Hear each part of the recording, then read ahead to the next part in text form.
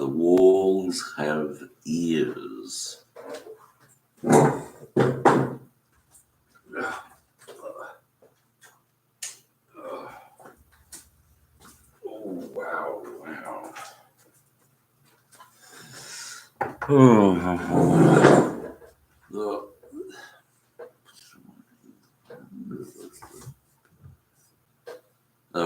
It's very difficult to make this.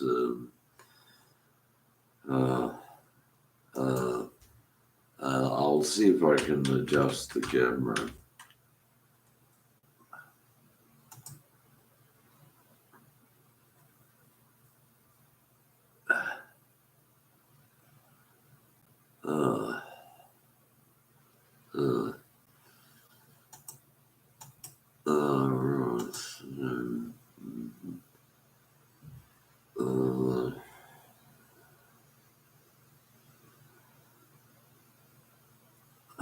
What's this? This is one of the lousiest areas there is. Oh, it's just awful. There's chock-a-block with cars all the time.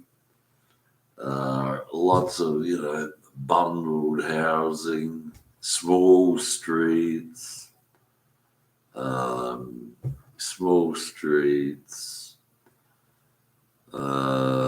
no parks anywhere really, no leisure parks.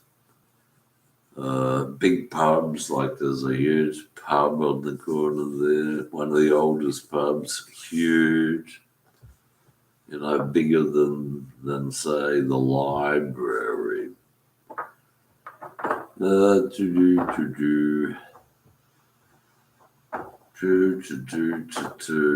Well, let's see. It's 11:21 a.m.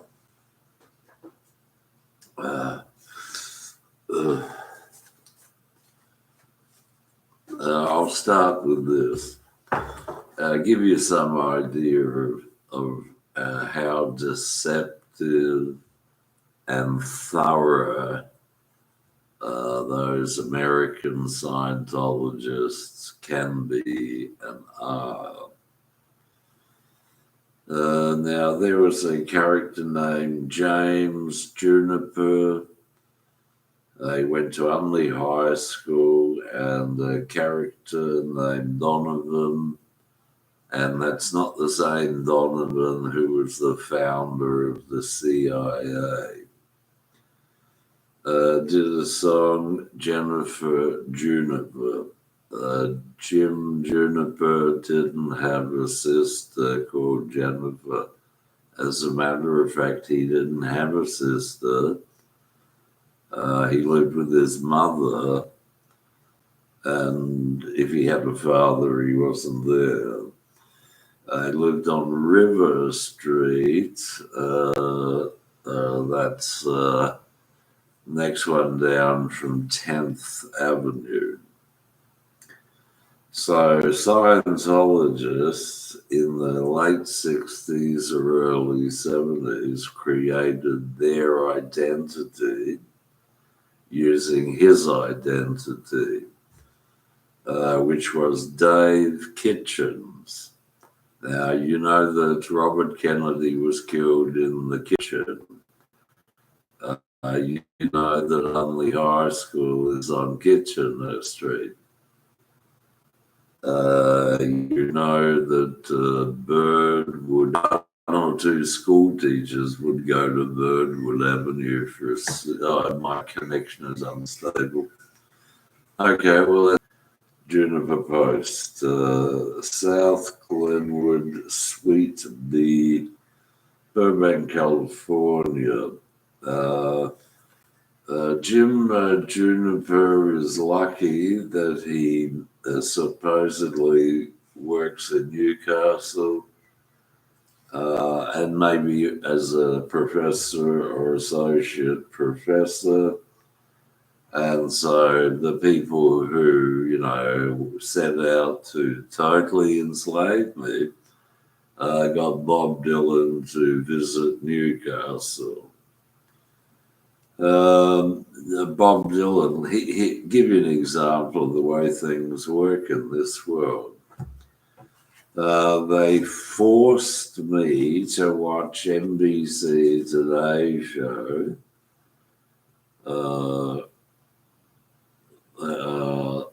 Forced me to watch NBC Today show after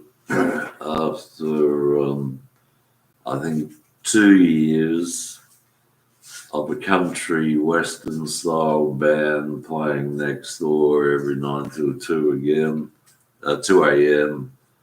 Sounding very much like what Keith Urban's band would sound like 10 years after. So let's see what happened. I explained to NBC where Bob Dylan got his identity. Or my theory was where he got his identity from. The first thing is he got his identity from Australia. Had a character named Henry Lawson, who I think in the 1800s said Australia will probably become a republic. So a character called Philip Lawson lived on Thomas Street, Unley, more or less opposite the Anglican Church that never had any services but had a trampoline in the center stage. Not one single religious thing did it ever do. So Bob Dylan, Robert Zimmerman, got the idea of using Dylan Thomas from the address. Dylan Thomas, the poet, from Thomas Street, where Phil Lawson lived. Bob Dylan? Dylan Thomas, and the Bob part can be anything you want.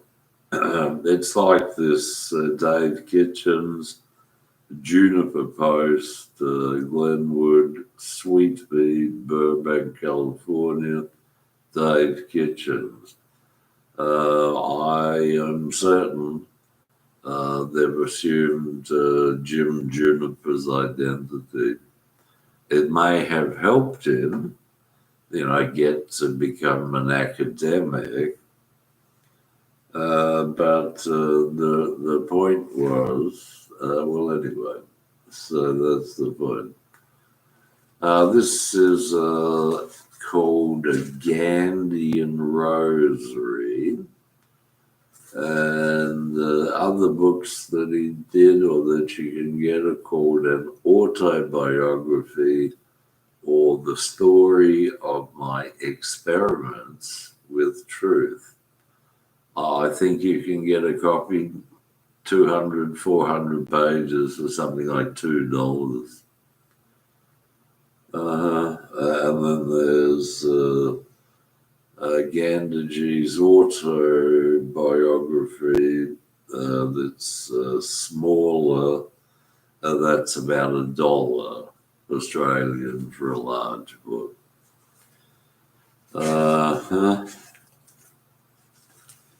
It's quite interesting. I obtained a diary from SRF, which had a quote on every page, and one had to, think about it, meditate, reflect, find a way to understand it.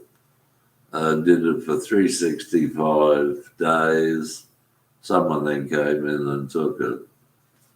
Likewise, and then in German media, it was saying Hitler's diaries have been found. What else? It's along those lines. Right at the moment, I've got a German organisation that's moved in opposite me. You might recall when the so-called Berlin Wall came down, Merkel, within a month, was then the Chancellor of Germany. They saw it as if the government of Germany was being held hostage. And so when the wall came down, they were able to free the hostages, and Merkel was able to go to Berlin and instantaneously become the Chancellor. And that's how self-centered, egoistic the Germans are.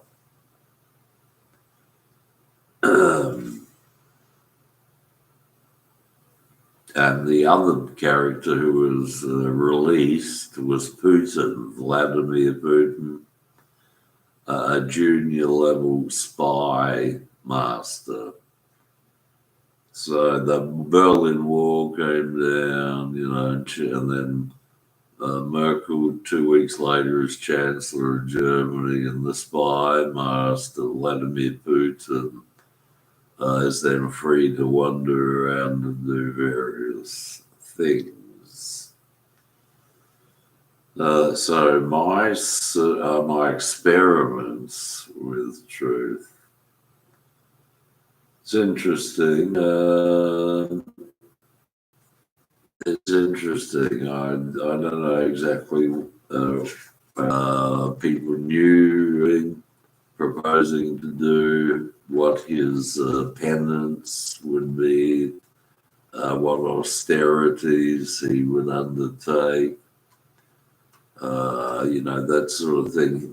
He would stop wearing a suit and tie, for example, and only a loincloth. And so I was listening to an audio recording of Hermann Hesse, The Glass Bead Game. And if you listen, once your life has been destroyed by these Germans, you find that the audio recording of Hermann Hesse, The Glass Bead Game, has a part where they refer to how their people here in Adelaide, South Australia, dug up the first grave at the new Panorama Cemetery. And the first grave was marked Rudolf Hess, who the world knows as the master of slaughter for the Nazi Party. But he doesn't look anything like the Rudolf Hess, who was the first grave here at the Panorama Cemetery. I think it was 47. And the other funny or interesting thing to note is how once Israel was formed, it was all Germans as the government, just all Germans. America had an awful lot of Germans in government too, and the Beatles got their break by going to Germany and to beer halls, or a place where people drank beer, according to what I've read, until they became legless, unable to stand up, that sort of thing. And from the experience of being in Germany, I think it was before the Berlin Wall was built, that's where they got their start, their big break. Germans. What else can you say about Germans? Uh, uh, Germans. I guess that's why they use the word germ to describe or define certain microscopic entities which can cause your physical body great harm through infection. They use a similar idea with communism. The Germans themselves, I don't know anything. I do know that people like Germans. You know, they like Germans, and they like what the Germans have done. And I don't know why. When I was in Europe, I didn't visit Germany because it was divided and there was too much, what's the word, red tape, let's say, to visit Germany, and went somewhere else. Holland, for example, I'll spell it out again. Holland, for example, was quite interesting. They advertise it in certain circles as, you know, drugs everywhere and all that sort of thing, little shops selling drugs. But I got a ferry, got off at the dock, was on the square in Amsterdam. Big black guy came up to me with a knife in his pocket, my drugs.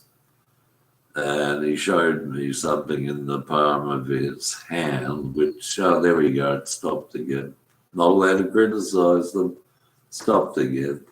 When I was back in Adelaide, my brother, whose women use it to make their hair go red or dye their hair. The handler was a British guy, Englishman, and I've seen clones of him here just in the last 10 years. Clones of him where they all look like that guy in Amsterdam who was the handler of the big black guy. But it is white, or isn't it? It doesn't make any difference. What else is there? Or isn't it? It doesn't make any difference. What else is there to say? Amsterdam, apart from that, it had canals where boats had come along to the canal and stop at a warehouse, and a hawk would come down with a rope, and it would pick up the stuff in the boat and bring it up to where the warehouse door was and all that. The Beach Boys did an album called Holland, with a song called Sail On Sailor, and then so did Lou Reed, where they assume your identity. As a professional photographer, took a picture of me wearing a sailor suit when I was 4 years old. They assume your identity. That's part of what communism was all about. In the beginning with communism, they'd just take over your house. They'd take over everything you own. It's got a lot more sophisticated and evolved, and so nowadays they can take over your identity. As easy as pie. Do you know that vodka is a product of potatoes, fermented potatoes? Anyway, what can I think about?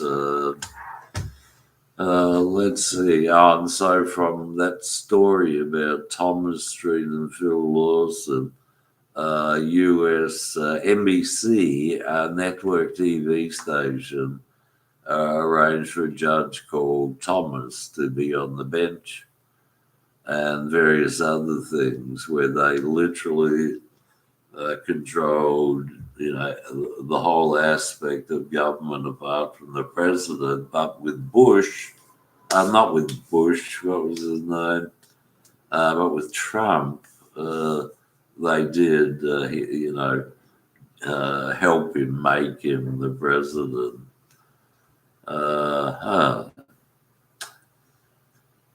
So what was I thinking? Oh yeah, when did all this? When did the evil begin? One night I was sitting at home, St. Peter's, a 1 to 3 room flat or apartment. No bathtub. It was, as I found out later, built by the people involved in killing US President John F. Kennedy. A Supreme Court judge named Sir Herbert Kingsley Payne. His associates were Resolute Samantha and Zechariah Investments, and from Zechariah Investments, chapter 1, verses 178, they got the date, 22nd day, 11th month, 22nd of November, 1963, date for the killing. What else was there? Kingsley Payne, Supreme Court judge back in the 50s. So what the Communist Party did is rebuild a store in town that sold sort of luxury goods called Moore's, and rebuild it as the Supreme Court, and had some well-known communists who were stage actors as well move here and give the wife, named something or other, a job inside that Supreme Court. And that's an example of how the Communist Party works.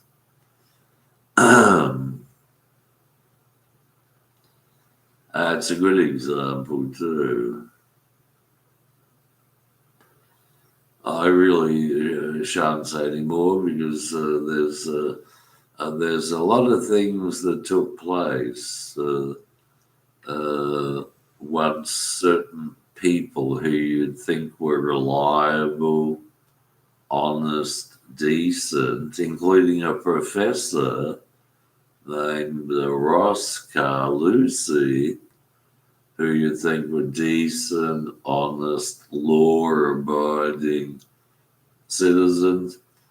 When they were looking into what I was giving them, they flipped their lids, went to what I would describe as totally insane, and found ways to, gain power through exploitation of those kind of details. It had already been done in the USA and Holland as well, where tape cassettes were invented in Holland, so that the speed of the tape as it goes past the head, the recorded playback head, was 1/78 inches per second.